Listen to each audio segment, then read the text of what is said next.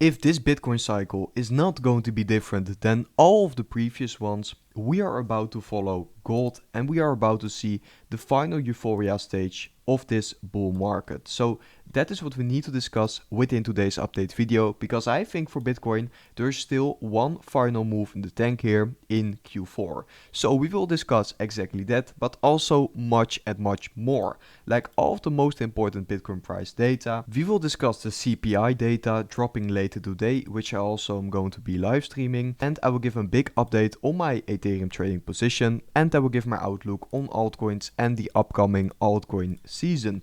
So from there, guys, make sure to first of all subscribe to the channel and watch and like my latest YouTube videos, and then we can dive into the most important content, because I think this chart perfectly showcases what Bitcoin could still do in the ending stage of the cycle. Because yes, we are at the end of the 4-year cycle, so we are now going to see one final move higher, or indeed we are going to drop lower, and we have already seen the final Bitcoin move. But in my opinion that would be weird, because that is not something we have seen in all of the previous cycles. We've always seen that final Bitcoin move in Q4, and basically for now we have not seen this yet. And looking at what gold did, actually, gold is the perfect example of a perfect market cycle. And I think for Bitcoin the same should happen. Most definitely once more people are going to take profits on their gold position, like I've been talking about in earlier update videos, then gold is going to drop lower within its own market cycle. And that could be the moment where Bitcoin is going to catch up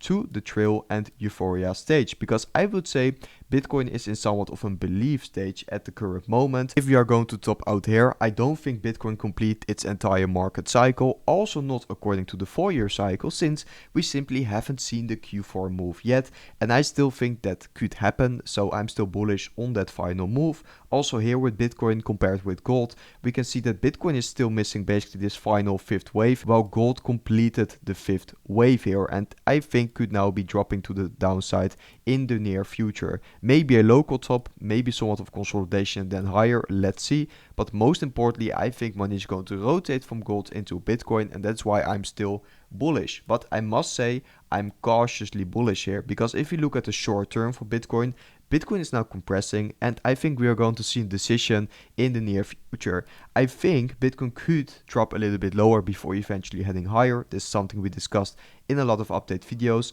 but the most important support level to basically predict this is this major support box, where we have seen big bounces or big rejections in the past for Bitcoin. So this is going to be a very important level to hold. Once again, we are bouncing, but the more times you're going to knock on the door of this major support level, the higher the chance you're eventually going to fall below it. So if we don't want to see it happening, I think Bitcoin should be heading higher and must be heading higher in the near future. Otherwise, it is going to look more and more bearish on the short term. Bitcoin is now facing once again major resistance. This is the 110k level, and once again we are seeing somewhat of a slight rejection. Breaking this level could mean we go back to the 113 and 114k levels, and from there we can take out the next high if Bitcoin is indeed going to find more upside momentum here in the near future. But the short term is maybe not looking that good, but I do think somewhat of the longer term for the next 2 to 3 months we could still see a big Bitcoin move. But it's all going to depend on when is the 4-year cycle truly going to end, when are we going to see that cycle top. But looking at the Bitcoin versus gold chart once again, we do know once gold puts in a major cycle top, we always see money rotating into Bitcoin in the consolidation from gold. We see a major move higher for Bitcoin. We've seen it all of the previous cycles.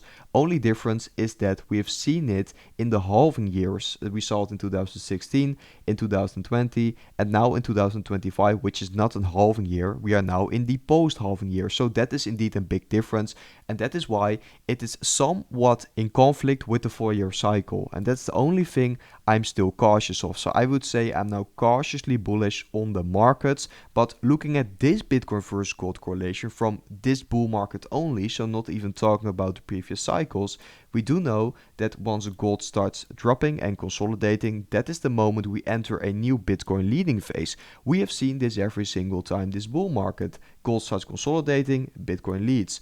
Bitcoin starts consolidating, gold leads. It happens over and over again. It's risk on, risk off, risk off, risk on. It's just We are just transitioning through the cycle. Looking at the current gold price action, I do think there is a chance that we are going to see a new Bitcoin leading phase, and that would align with my vision that we could still see a final and fifth push in Q4, and also that euphoria wave to the top side. So yes, I'm still very excited, but I am cautiously bullish just because the 4-year cycle is basically ending now. But it is very simple in my opinion. We just have to look into these important support levels. We have the moving average 50 below us, of course. I think once Bitcoin is going to drop below the moving average 50 trend line on the weekly, that's going to be a big signal that yes, the bear market might be getting started, because we have not lost this level for the entire bull market. We did grab some liquidity below it a few times, but if we are going to drop lower than, for example, 2 weekly closes, okay, that is going to be a moment where I think a bear market could be getting started, because that's also what happened here in 2021. Once we did saw those closes below the 50 daily, we saw a major bear market getting started. So I am very cautious of that, but as long as we are going to stay above this level, and I'm seeing, for example, a very bullish Bitcoin and gold correlation playing out, I think we could still see a final wave. Once I think the market is truly going to start bearish, of course, I will keep you guys up to date here on the YouTube channel. Bitcoin versus gold is also still looking very interesting. We talked about this chart a lot of times, but for Bitcoin versus gold, we've now seen one of the most oversold levels ever. And every single time we saw the Z-score getting this oversold here, we always saw a period of Bitcoin outperformance versus gold follow in the near future, basically. So this could happen once again. And the other thing is that it always corresponded with major market bottoms for Bitcoin versus gold, sometimes even the low of the bear market. So that is quite insane. And I do think, yes, we could still see another bounce from here once again, because this is indeed looking very good still. Gold getting a major rejection here from this 38 yearly trend line, so that's quite insane. This is a big resistance level for gold, so let's see if we're going to push higher or gold is indeed going to drop lower, maybe start somewhat of a distribution phase where gold can indeed be taking over. Let's see about exactly that. Bitcoin versus gold pair is now also bouncing up ever so slightly from this major support zone, so looking very interesting, somewhat of a double bottom playing out. So yeah, I think this is looking very good for Bitcoin also on that somewhat of a shorter term. On the liquidity heat map, I still see a lot of liquidity stacking up for Bitcoin. At the top side, on the weekly, there's now also some stacking up at the downside here, but at the 2 weekly, we have a lot of liquidity still stacking up at the top side. Most of the liquidity is still laying at the top side, so max pain is still up for Bitcoin. But like stated, I'm open for the scenario of Bitcoin dropping ever so slightly lower, grabbing liquidity below the 50 daily moving average, and then heading higher, initiating a final wave.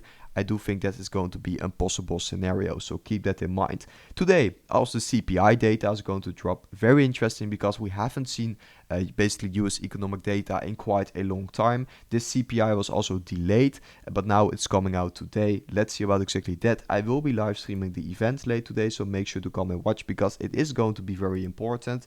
Looking at what happened after all of the last CPI prints for Bitcoin, or basically the latest ones, we have always seen quite a big dump actually after the CPI release. Of course, this does not have to happen again. What I do think is going to happen, we are indeed going to see a lot of volatility, just because we are not getting a lot of data lately, so the market is very uncertain. Most definitely, if the data is going to be bearish, then we are going to see a big reaction.